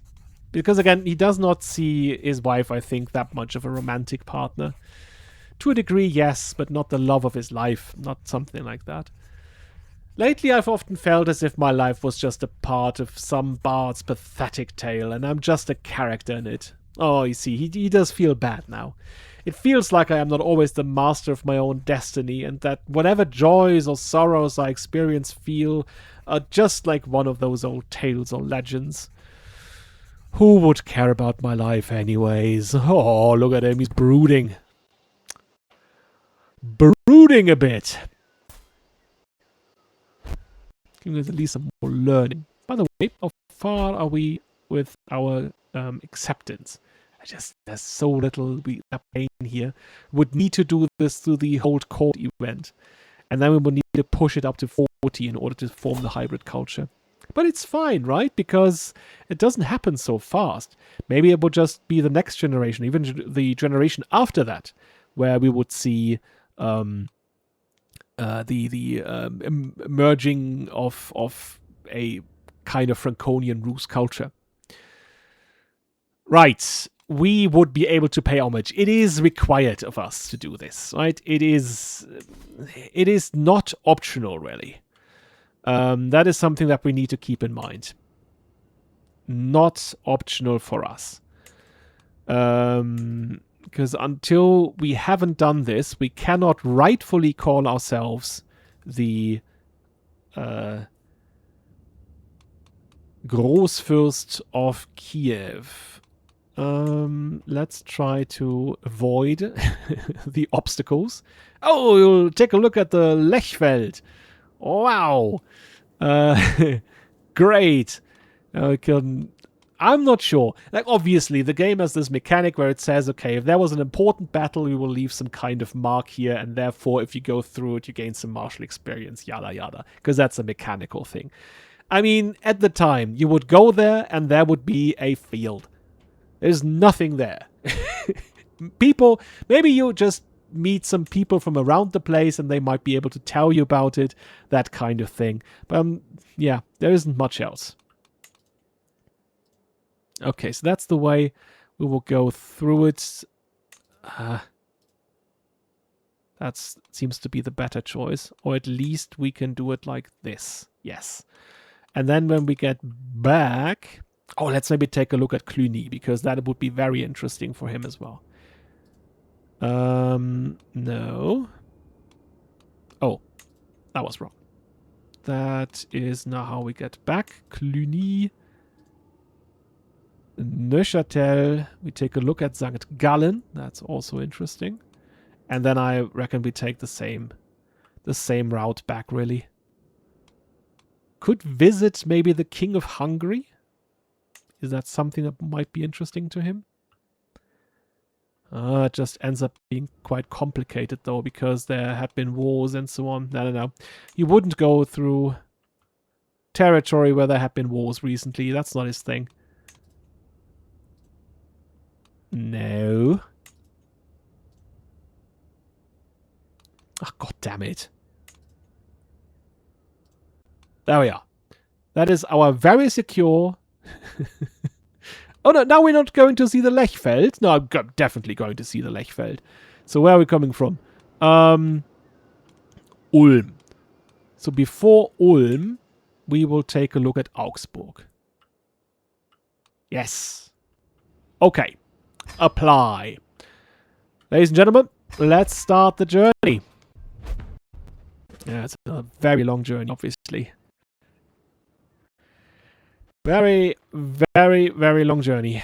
And while we are leaving, just after we left, we receive a missive probably. A messenger is coming by horse and running and saying, "Your wife is pregnant, good lord." And he will pray for her and for the safe delivery of their child.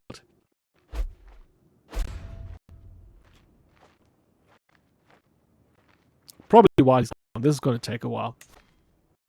Does it say here when we get back? Yeah, 13 months. By the time we get back, you will already have another child. Expectations. You are always there for me, and I hope you know that I'm grateful. My nephew Ulrich approaches me in a rare moment of contemplation. Yeah, come on, he's a family man. That is really what it means to be a guardian for him. He genuinely wants him to do well. Alright, does he have another lesson on justice then? Hone the skills. Yeah, okay. Even if he's lightly stressed.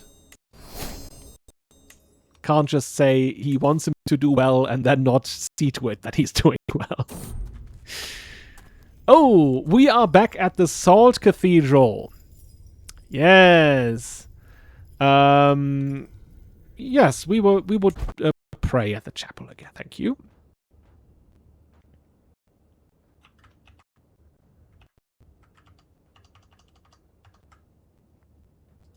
This will likely be the last thing that we do today. Maybe we even have to stop here in between. Oh, a guardian angel. While passing through the plains of Bielsko, my courtier Wilbert, that's probably either the mercenary or the... that's the mountain guide. And Ehrenfried stepped in, helped him. Quick thinking there.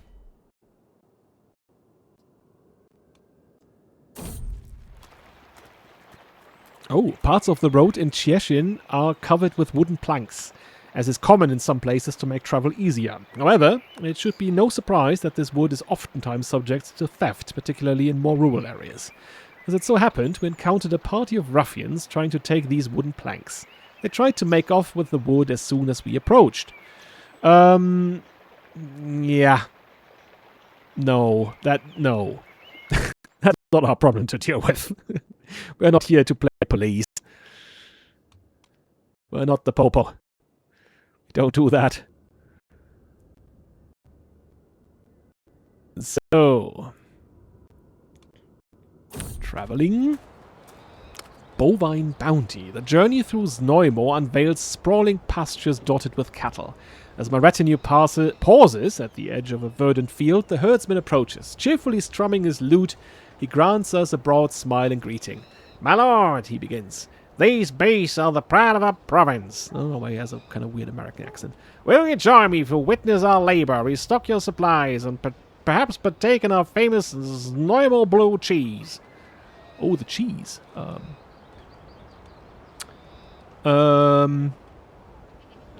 Have some supplies. That seems reasonable. Or have some cheese. Cheese. Let me just roll for that one here. Second or third option. It's no. We fill our supplies and our bellies and so on. Travel safety is always appreciated. That's what we're most concerned about. Especially now that we're getting into winter. I should have gotten cheese. Could have eaten the cheese in the winter. Alright. I'm marching. There he is. Emperor Bartholomew. Oh, the Starkbier fast. We have that again, right? We are at the guys that drink beer. Yeah, why not? Why not? Let's live a little. We are an eager traveler. We enjoy these kinds of things. Oh, false histories and false relics. While stopping by a tavern in Freising, I met the friendly owner named Adalgaria and engaged in conversation with her. She told me to beware, right? Of fraudulent peddlers selling false relics to naive Christian pilgrims and travelers, as they have been increasingly common in the area. There's much profit to be made in duping the easily dupable who don't know much about the real history of this place, Adalgaria explains. You won't believe what fanciful tales people will believe about holy priests and other sacred figures who never existed. When they tell me about it, I have to correct them and ruin their excitement, but someone has to do it. Do tell me about the real history in that case. Yeah. He's a traveler. He wants to learn about plague. 4 new things, okay. Apparently they can have 7 more alliances. But I'm not sure. Herzog Albrecht of Bohemia. The more alliances we have, the more likely it is that we will be called into some kind of war. We have Poland at our side, we have Berg at our side, and that suffices for now. The Stork's Blessing. The half-timbered town emerges from the morning mist like something from a dream. Its steep roofs and flower-laden balconies picture perfect in the golden light. But Paul's attention is drawn upward to where a massive nest of woven sticks crowns the town hall's tallest chimney. A pair of white storks, their black-tipped wings folded with dignity, regard the gathering crowd below. The town's mayor, chain of office gleaming, is making great show of the bird's arrival. "A blessing upon our town," he declares to the assembled citizens. "The storks have chosen us again. The harvest will be bountiful and many children will be born this year," he turns, noticing your party. "Noble travelers, will you not stay and celebrate our good fortune? The storks bring luck to all who see them." He is the mayor. He looks a bit poor. But yes, we shall stay. I think that's yeah. We shall stay and celebrate with them. And, oh, we have a wandering perk. Right. Yeah, that seems prudent. Be well prepared. That is his thing now. Yes. That makes the most sense. And we have the opportunity to study the constellations. "What are you doing?" I ask Bava. I found it hard to fall asleep tonight, perhaps because traveling has disturbed my body's normal routine, so I stepped out into the campfire. Bava was awake as well, despite not having night watch duty at that moment, so I had sat down next to her. With a contemplative look on her face, Bava points at the night sky and smiles. "The stars. Sometimes I like to just stare at them. Magnificent, aren't they? I thank God I can witness such wonders every day. I'm sure you recognize some of the constellations." "Not really. I think I'll go to bed." "Oh, come on. That's a nice thing to do. And she'll become a friend in that way too. So there we are. Learn some bits about constellations. Oh, my weaver, Olga, updates me on her progress. Well, probably that happened while we were back at home. About the limits of shuttle and loom as my mind reels with bold ideas for my banner. Weaving may not be my personal forte, but that doesn't mean I can't have a say in how my money is spent. Do I have suggestions? Yes, I have suggestions. They were not good. They were bad suggestions. Although I think the house banner is always of the same quality normally, right? And it's tied to your level of splendor, I think. We will see. Servants usher me into Emperor Bartholomew's Great Hall in Besançon, where he sits on his throne waiting to hear my pledge. I kneel at the feet of my lord and pledge the many oaths of homage as his scribes record the event. With that, the ceremony is complete. I have nothing to offer my emperor except my promise to faithfully serve as a vassal of the empire. Bartholomew bids me to arise and confirms his satisfaction along with my rights to the lands I rule in his stead. Hail to the Emperor! And there we are. And let's just take a look. Yep, that's timely. So next time we'll just return back home and then we'll see what happens there. Cheers. Bye-bye.